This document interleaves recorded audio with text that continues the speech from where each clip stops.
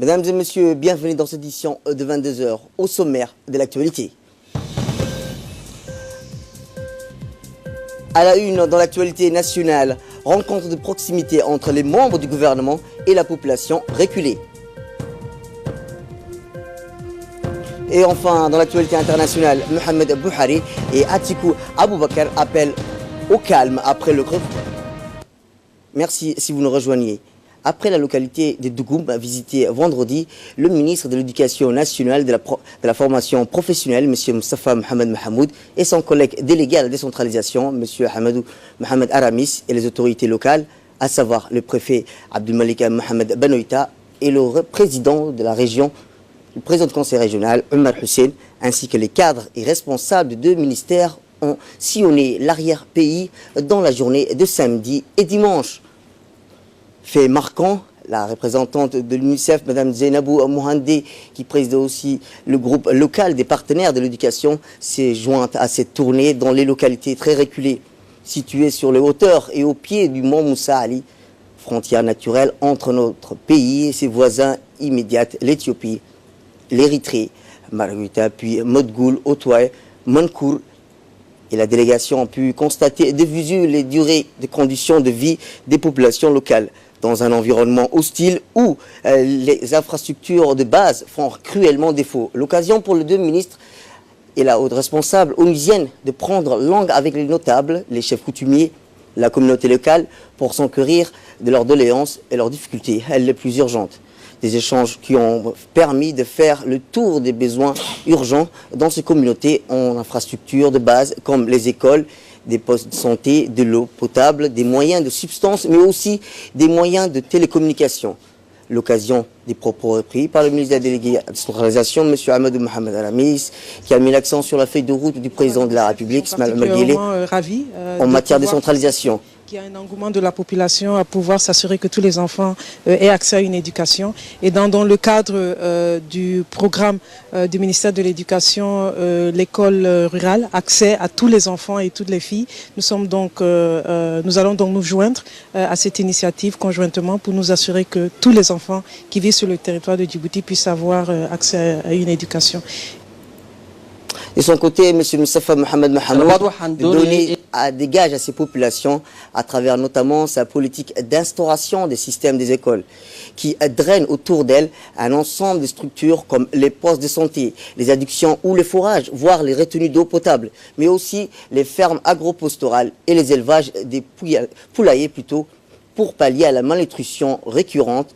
Le ministre a indiqué que ce projet d'école rurale s'inscrit dans les cadres du programme de scolarisation universelle ou l'école pour tous et permettront de rapprocher les écoles des enfants qui pourront jouir par la même occasion de l'ensemble des structures, des facilités destinées à leur offrir les moyens d'étudier, de s'épanouir pleinement dans leur milieu naturel. Il a insisté auprès des responsables communautaires et des chefs coutumiers de prendre possession de ces infrastructures dont assure une gestion optimale afin de répondre au mieux aux attentes des populations locales. Toujours dans le nouvelle du pays, l'association Taichi Kwan, en collaboration avec la direction du CDC d'Al-Hiba, a organisé une cérémonie de clôture en présence de M. Hassan Mohamed Kamil, secrétaire d'État à la jeunesse et au sport, entouré de ses proches collaborateurs. Autrement dit, le maire adjoint de la ville, M. Udban Ahmed Mohamed, le directeur adjoint du stade Goulet, le chef du quartier, les sages et les parents d'élèves. Cette journée a vu la remise des attestations et récompenses pour les jeunes pratiquants qui ont bénéficié d'une formation d'une année. L'objectif étant de vulgariser cette discipline nouvelle à Djibouti, le Tai Chi Kwan, qui est une gymnastique énergétique globale consistant à réaliser un ensemble de mouvements continus circulaires exécutés avec lenteur, précision, dans un ordre préétabli.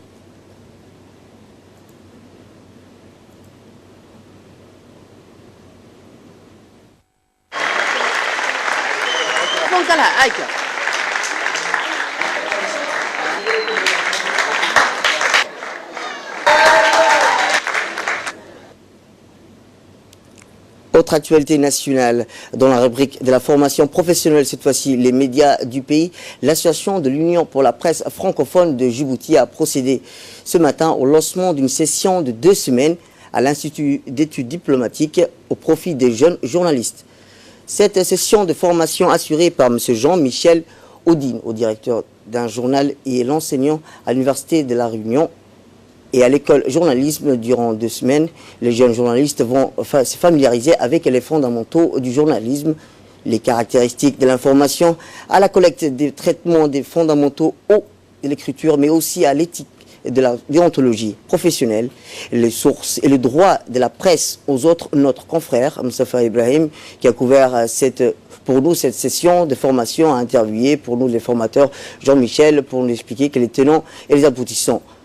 Dans son discours, à l'occasion du lancement de cette formation, le président de l'UPF, M. Kennedy Ibrahim Hussein, a d'abord insisté sur la mission de l'UPF à Djibouti qui s'est donnée comme priorité la formation des jeunes journalistes djiboutiens, le renforcement des capacités du personnel des médias djiboutiens, en collaboration bien sûr avec le ministère chargé des postes et des télécommunications et les autres partenaires. Il a indiqué que son organisation ne ménagera aucun effort afin d'accompagner et de soutenir les efforts du département de la communication en vue de l'émergence du média responsable au service du pays et s'acquittant de leur mission de manière professionnelle. L'Erasmus Sidi félicité de la collaboration des naissances entre l'UPF, l'ONG Action Média francophone pour répondre aux déficits d'encadrement, tout en annonçant que dans l'avenir, d'autres formations vont suivre celle-ci. Dans la région d'Ali Sébié, les députés de la région d'Ali Sébié mènent des discussions de proximité avec les habitants des localités. Presque une année après leur élection, les représentants de la région d'Ali Sébié, à l'hémicycle national, les élus de Assedjouk, Beni Djouk, Roda Ahmed Ali, Acha Qayad Ali, Abdou Sikiye, Dir et Elmi Mahabbe Ouaïs, en compagnie du président du conseil régional, Omar Ahmed Ouaïs, ont entamé hier leur première étape de la tournée avec les habitants des localités rurales de Goubeto. Un périple de rencontre qui leur mènera en face des porte-voix des populations de tous les villages et du chef-lieu de la région. Rappelons qu'en février 2018, les candidats du RPP avaient débuté leur bataille électorale qui leur avait ouvert les portes de l'Assemblée nationale au village de Goubeto.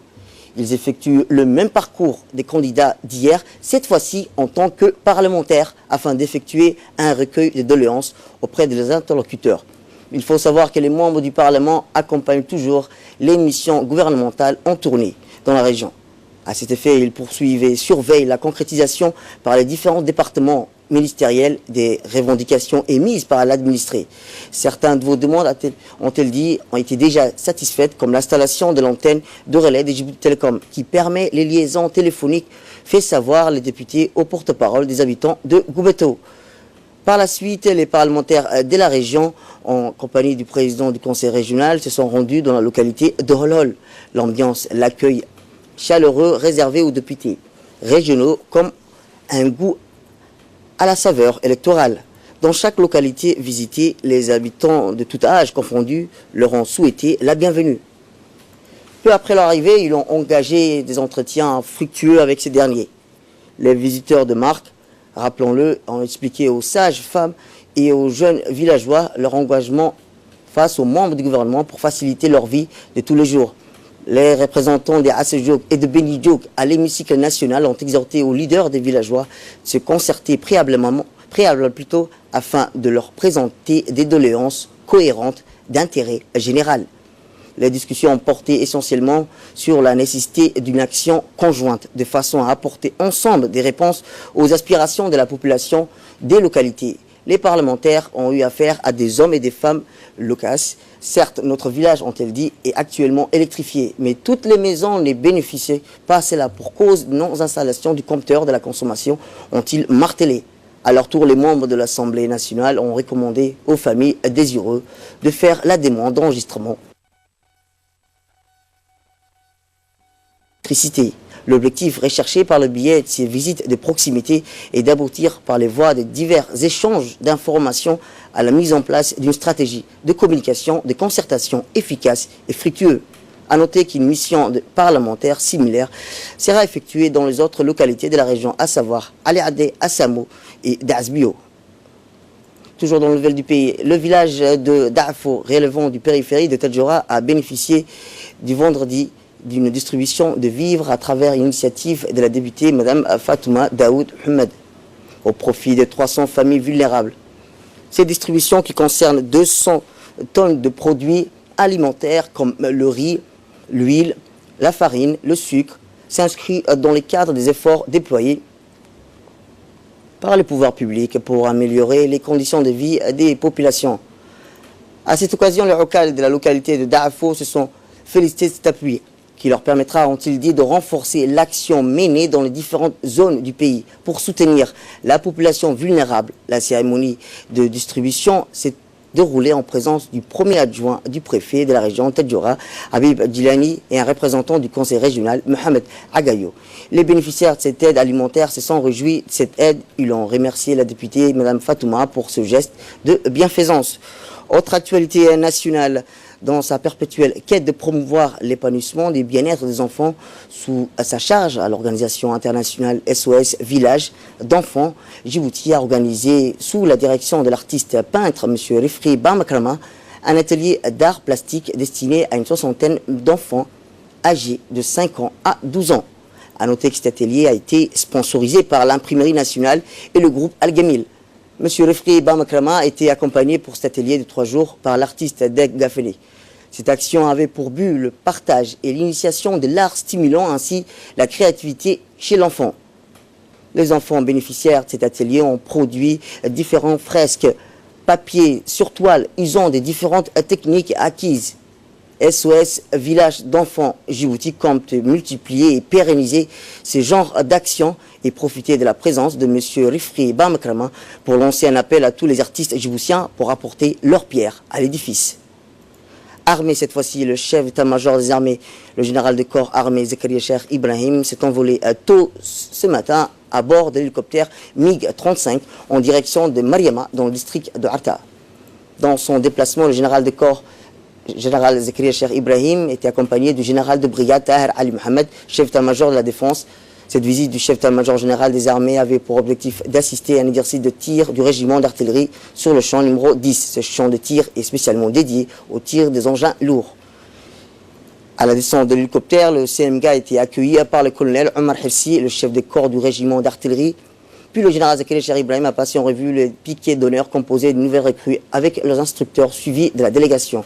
Ensuite, le chef d'état-major général des armées a été briefé par le colonel Mohamed Hirsi sur le thème sujet qui consistait à détruire un ennemi qui s'est infiltré du côté ouest de la zone et sur le moyen roulant engagé durant cet exercice, à savoir 2 batteries composées d'une batterie BM-21 civilement connue sous le nom des missiles sol-sol et d'une batterie D-30 ou Hauser. En effet, suite à l'incorporation de nouvelles recrues, rappelons-le, une fois leur formation de base militaire achevée, le régiment d'artillerie a procédé à la formation spécifique de ces jeunes soldats aux techniques de tir propres à l'artillerie ainsi qu'à des mois passés sur la théorie. Il s'avère que le primordial de mettre en pratique les acquis.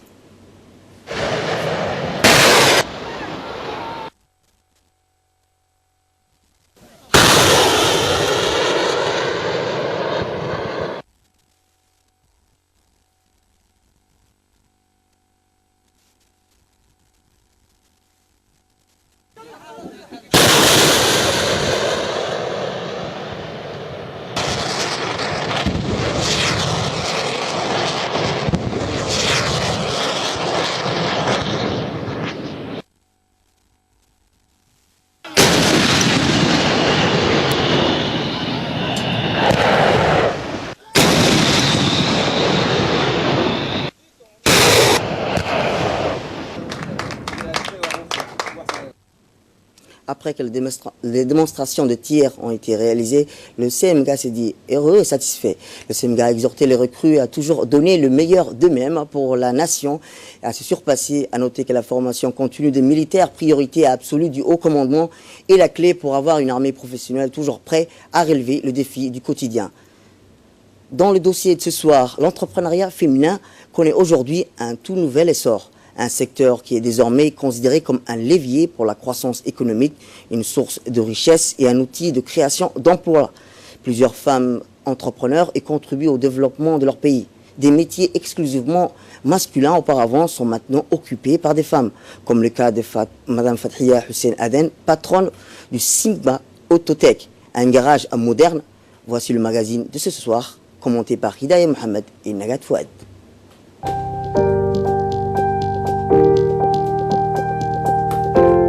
Le garage Simatotech se situe à une dizaine de minutes du centre de la ville de Djibouti.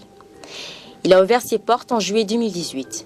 Le garage offre plusieurs services tels que le diagnostic, la programmation, la réparation automobile, notamment l'électromécanique, la climatisation ainsi que la reproduction des clés de voiture. Il effectue des réparations de haute qualité sur toute marque et modèle de voiture. Nous avons rencontré la patronne de ce garage, mère de 2 enfants, garagiste à plein temps, Fathia Hussein Aden. Celle-ci est une activité professionnelle, mais aussi une passion pour la jeune femme. L'ouverture de ces garages modernes est le résultat des 4 années de dur labeur et d'efforts acharnés. C'est notamment grâce au Grand Prix du président de la République et aux fonds qui m'ont été attribués que ces projets a vu les jours. Il a été mis en place grâce au Tout-Puissant tout d'abord et à ma patience ainsi qu'au soutien du président de la République, de la Première Dame et du gouvernement. C'est suite à ma participation à la Foire internationale de Djibouti que mon garage a gagné visibilité en 2017, où j'ai exposé dans mon stand les matériels de pointe en matière de réparation de voitures. Je n'avais pas un local à l'époque, mais grâce à la promotion que j'ai bénéficiée à la foire, l'ouverture de mon garage s'est réalisée. Sans plus tarder, nous allons procéder aux travaux de réparation de la voiture. Dans un premier temps, on va démarrer les diagnostics de la voiture à l'aide d'un appareil de scan de pointe, le Maxidas Diagnostic System. Cet appareil permet de détecter les défauts de la voiture, mais aussi d'assurer la transmission des données, la lecture et le nettoyage des codes de diagnostic, l'activation des composants, les codages des clés anti-démarrage, etc. En effet, Mme Fathia Hussein Aden a fait ses débuts lorsqu'elle a restauré une voiture avec son mari, technicien de formation. Je suis passionnée par ce genre de travail. On y progresse dans la vie qu'en pratiquant ce qu'on aime. Cette voiture avec la peinture bleue est restée en panne pendant presque 1 an et demi et personne n'a pu la réparer. C'est en collaboration avec mon mari technicien que nous avons réussi à réparer la voiture. Cela nous a fait gagner plus de crédibilité. Nous avons donc réparé cette voiture en 2014, ce qui nous a pris 4 ans de planification et de travail acharné afin d'ouvrir un garage. Grâce au Tout-Puissant, notre dur labeur a été fructueux. Comme vous le voyez, je me trouve aujourd'hui dans mon garage tant attendu. La pénurie des réparateurs de voitures modernes au sein de notre société et la multiplication des automobiles sont pour nous une source d'inspiration majeure. C'est pourquoi nous avons opté de lancer un garage moderne qui emploie des jeunes djiboutiens sans avoir recours à des experts internationaux. Simatotech est désormais une référence économique importante dans le domaine de la mécanique. C'est un garage qui se dote d'équipements ultra-modernes, y compris la première machine pour la reproduction des clés de voiture. Tous ces matériels que vous voyez sont ceux que nous utilisons pour réparer les voitures. Ce sont toutes les dernières technologies du marché mondial. Nous possédons des appareils pour toutes sortes de voitures et une machine pour la reproduction des clés des voitures. Une fois programmée, la lame d'une clé automobile doit être taillée pour s'adapter parfaitement à la serrure et au démarreur du véhicule du client. Fathia est en effet la première femme à diriger un garage à Djibouti. Son garage assure la réparation de voitures modernes et maintenant, elle souhaite élargir son entreprise, former plus jeunes et encourager davantage de femmes à suivre son exemple. Un mot aux femmes djiboutiennes.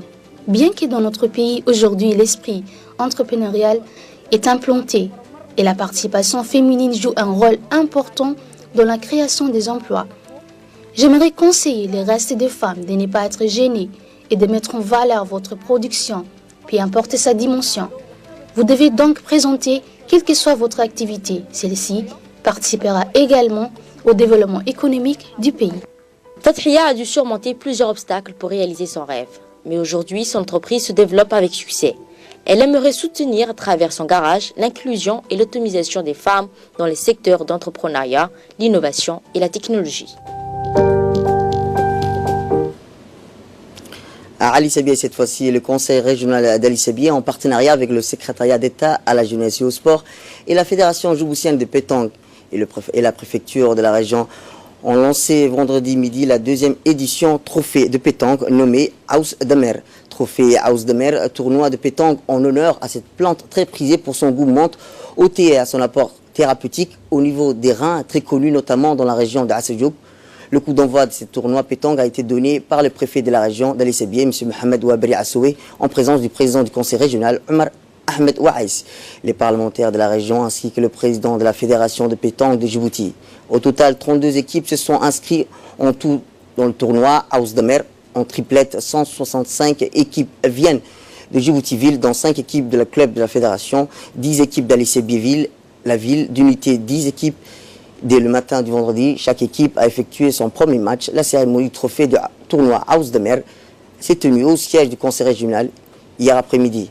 La cérémonie de récompense s'est tenue en présence du président du conseil régional d'Ali Sabieh, Omar Ahmed Ouaïs, et le président de la fédération de pétanque, représentant du secrétariat d'État à la jeunesse et au sport. Dans son intervention, le président du conseil régional a remercié vivement tous les sponsors qui ont soutenu pour la réalisation du tournoi. Cette première édition, trophée Aouz Damer. A noter que les meilleures équipes du tournoi pétanque ont reçu des récompenses de leur choix lors de la clôture. À l'instar des autres régions du pays, la Fédération djiboutienne de football a effectué vendredi dernier à Dikil une opération de distribution des équipements aux 12 équipes engagées dans le championnat régional, des matériels informatiques destinés au bureau administratif de la Ligue régionale de football. La cérémonie a été parrainée par le sous-préfet de Dikil, Fouad Aboubakar, et le vice-président de la Fédération djiboutienne de football. La Ligue commission de Ligue, M. Mohamed Roufa Mohamed, des équipements composés des maillots, protège tibia ainsi que des chaussettes ont été offertes aux joueurs de 12 équipes. Les chaussures seront distribuées ultérieurement une fois que les pointures des joueurs seront relevées. La Fédération djiboutienne de football a également remis des outils informatiques au président de la Ligue, M. Mohamed Ibrahim. Et enfin, toujours dans la région de l'Unité, l'ancien terrain de football de la ville de Oukar a abrité la cérémonie du lancement du championnat de football de la région de Dikil. Les équipes engagées dans le championnat ont effectué un défilé avec des pancartes portant leur nom. Le match d'ouverture du championnat a été lancé par le sous-préfet de Dikil, Fouad Aboubakar, le vice-président de la Fédération djiboutienne de football et président de la commission de la Ligue, M. Mohamed Roufa Mohamed. Cette rencontre footballistique amicale marquant l'ouverture de la saison à Dikil a opposé l'équipe de Harour contre l'équipe du FCTP, Football Club de Travaux Publics. À la fin du match, il a été fait un point de presse où plusieurs personnalités se sont exprimées tour à tour.